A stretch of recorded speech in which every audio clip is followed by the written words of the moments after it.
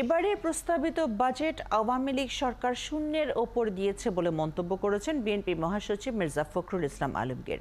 তিনি বলেন, আবারও দেশের সার্বভৌমত্ব বন্ধক দিয়ে উচ্চ হারে ঋণ নিয়ে লুটপাট করবে ক্ষমতাসীনরা। বাজেট নিয়ে আনুষ্ঠানিক প্রতিক্রিয়ায় এমনই মন্তব্য করেন বিএনপির মহাসচিব। শফিক আহমেদের প্রতিবেদন। 24-25 অর্থ বছরের বাজেট গেল বৃহস্পতিবার সংসদে 2024-25 অর্থ বছরের জন্য প্রায় 8 লাখ কোটি টাকার বাজেট উপস্থাপন করেন অর্থমন্ত্রী।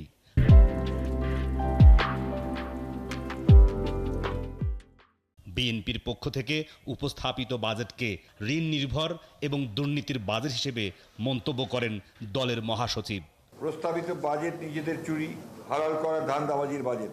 এ নিয়ে গুলশানে বিএনপি চেয়ারপারসন বেগম খালেদা জিয়ার রাজনৈতিক কার্যালয়ে সংবাদ সম্মেলনে মির্জা ফখরুল দাবি করেন, তলাবিহীন ঝুড়ি থেকে দেশের অর্থনীতিকে শক্ত ভিত্তির উপর দাঁড় করিয়েছিলেন জিয়াউর রহমান। তারই ধারাবাহিকতা বজায় রেখেছিলেন সাবেক প্রধানমন্ত্রী বেগম খালেদা জিয়া। অথচ গেল 16 বছরে আওয়ামী লীগ তা ধ্বংস করে দিয়েছে। বিএনপি যখনই ক্ষমতা এসছে, বিশেষ করে জিয়া রহমান সাহেব যখন এসছে, ধ্বংসপ্রাপ্ত অর্থনীতিকে জিয়া রহমান সাহেব একটা পুরোপুরি টেনে তুলে বটমলেস বাস্কেট বলছিলেন সেখান থেকে সে কিন্তু একটা সম্ভাবনা হয় অর্থনীতিতে তৈরি করে নিয়ে এসেছিল। ব্যারামের সময় অর্থনীতিকে এমনভাবে তুলে আনা হয়েছিল যে সেখানে ইমার্জিং টাইগার বলা হচ্ছিল। শেষ সময়টার কথা বলছেন, আপনার যে কোনো অর্থনীতিকে জিজ্ঞেস করেন, macro economics was is highest form at that time. Macro economy, যেটা সমষ্টিগত অর্থনীতি, এটা তার সবচেয়ে ভালো সময় ছিল বিএনপির সময়। আপনি আজকের বাংলাদেশ ব্যাংকের গভর্নরকে জিজ্ঞেস করবেন, তার আগের গভর্নরকে জিজ্ঞেস করবেন, আজকে যে সমস্যাগুলো তৈরি হয়েছে ব্যাংকিং সেক্টরে বা আর্থিক সেক্টরে, এটা কখনই বিএনপির সময় সেটা হয়নি।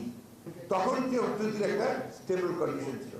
এখন তো আমাদের কথা না, প্রত্যেকটা অর্থনীতি বলছে যে মহাসংকটে, এবং এমনও কথা বলছে যে আগামী বছরগুলোতে কি খারাপ অবস্থা আসবে এটা আমরা ঠিক বুঝতে পারছি না। এদিকে জাতীয় প্রেস ক্লাবে জিয়াউর রহমানের মৃত্যুবার্ষিকী উপলক্ষে আলোচনা সভায় বিএনপির মহাসচিব বলেন, দেশের অর্থনীতিকে পুরোপুরি পরনির্ভরশীল করেছে আওয়ামী লীগ। তারা আজকে দেশকে বিক্রি করছে।